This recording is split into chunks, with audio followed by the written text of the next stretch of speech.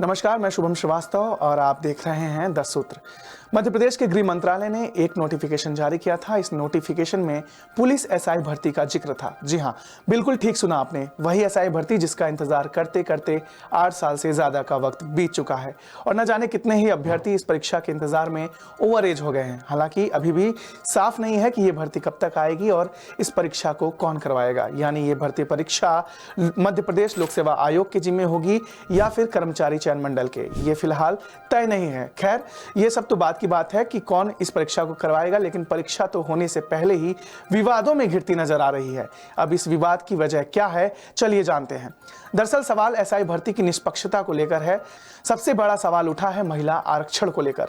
दरअसल नए नियमों के तहत 35% महिला आरक्षण तो मिलेगा, लेकिन ये आरक्षण प्रारंभिक परीक्षा में नहीं मिलेगा, बल्कि सिर्फ लिखित परीक्षा में लागू होगा। आमतौर पर देखा गया है कि ऐसी परीक्षाओं में महिला आरक्षण प्रारंभिक परीक्षा से ही मिलता है, लेकिन जो नोटिफिकेशन गृह विभाग ने जारी किया है उसमें ऐसा नहीं है और नियमों में बदलाव सिर्फ इतना नहीं है, बदलाव कई सारे हैं जिन पर बवाल है। एक बदलाव ये भी किया गया है कि इंटरव्यू के नंबर जो पहले 10 हुआ करते थे वो अब बढ़ाकर कर दिए गए हैं पूरे 50।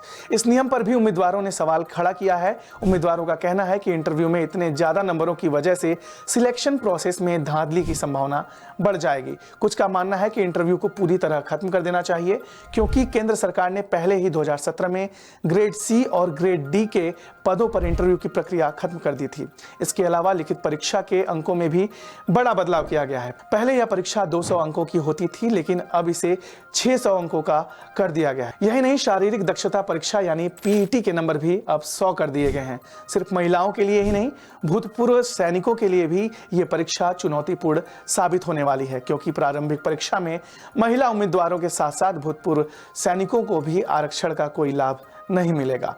मुख्य परीक्षा में भी उनके लिए अलग से कोई कट ऑफ नहीं होगा।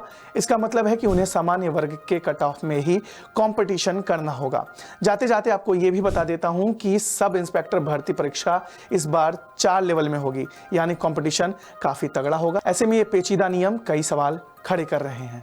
लेटेस्ट, इन्वेस्टिगेटिव और इन डेप्थ खबरें देखने के लिए ज्वाइन कीजिए 10 सूत्र का व्हाट्सएप चैनल, सब्सक्राइब कीजिए यूट्यूब चैनल, लाइक कीजिए फेसबुक पेज और पढ़ते रहिए वेबसाइट www.dasutr.com।